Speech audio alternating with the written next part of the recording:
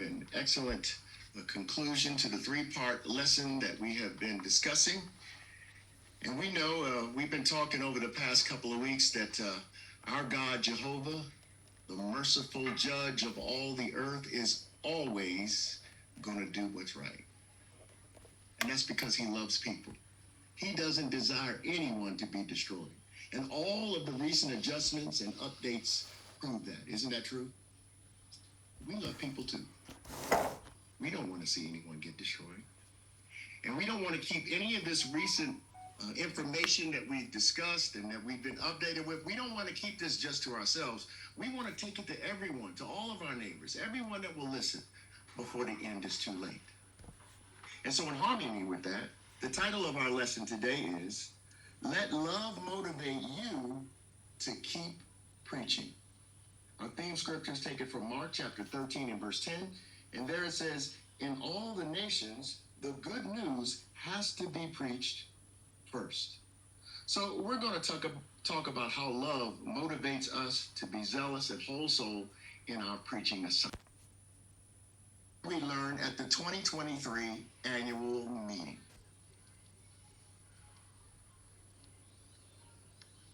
One thing we learned was the clarification that some people would have the opportunity to side with Jehovah after Babylon the Great is destroyed.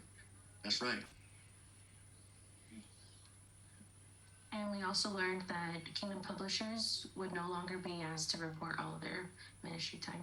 That's right. I love the point at the end of the paragraph. Just because we're not to report the time, it said absolutely not with an exclamation point. The ministry, as we're going to learn in our coming paragraphs, is more important now than ever. The reality is, as humans, whatever we are passionate about, we talk about. So if we are one of Jehovah's servants, we should be passionate and have love for him and the truth and the things we're considering in this article. But as the scripture brought out, if we only love things of the world, we're only going to have things that are wicked to talk about. So we should all strive to fill our hearts with these loving things that we can share with other people. We have a hobby and we really love a hobby. We can't help but talk about it to all our friends. Like, hey, I did this, I did that. But the truth is so much more than that. If you do a little personal study on just the ransom sacrifice and what that means for us, life eternal, playing with the animals, having our resurrected loved ones but brought back. When that takes root in our heart, we can't help but talk about that to everyone. Yeah, kind of going back to my last comment, if you're raised in the truth, you can have been in the truth your whole life and still not have the truth have been taken root in your heart yet. To have something take root, it has to be cultivated. And so that cultivation will allow it to take root so that we get to that point where we just can't help but to share it with someone. Yeah. Weren't you just blown away? Weren't you just absolutely touched in your heart when we received these updates? And we just wanted to share it with whoever we could at that time. Isn't it true?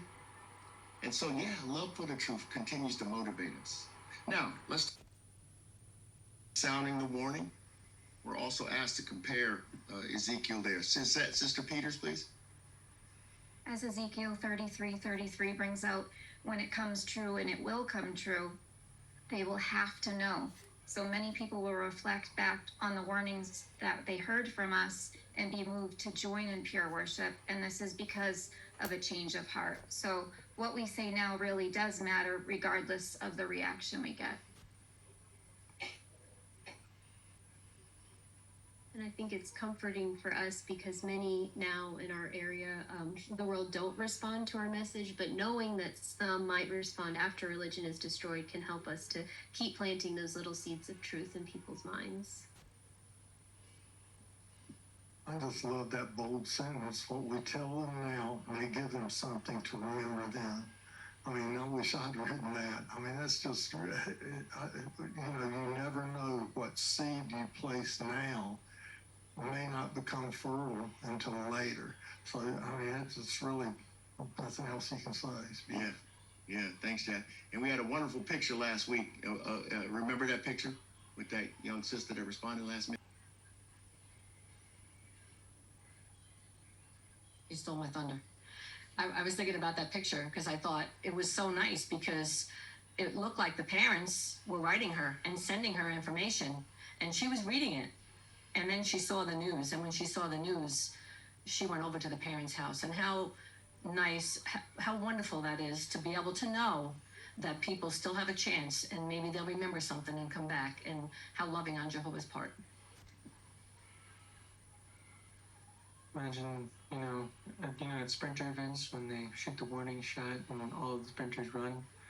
Now imagine if you're in the crowd and you hear that warning shot and you see the athlete sprint and you think nothing of it. Now imagine if that bullet went whizzing by your head. You'd probably think to run too. So sometimes when that warning shot goes off, they don't think to move because, they seem all right where they are. But sometimes when they realize how close that warning really is, then they start to move and take. And we do see a lot of this in our lives. People who they were raised in the truth, didn't stick with it, decades later came back. People who studied again and again and finally made the truth their own. People who removed or no longer spent a long time outside the organization have come back. Something sparked them.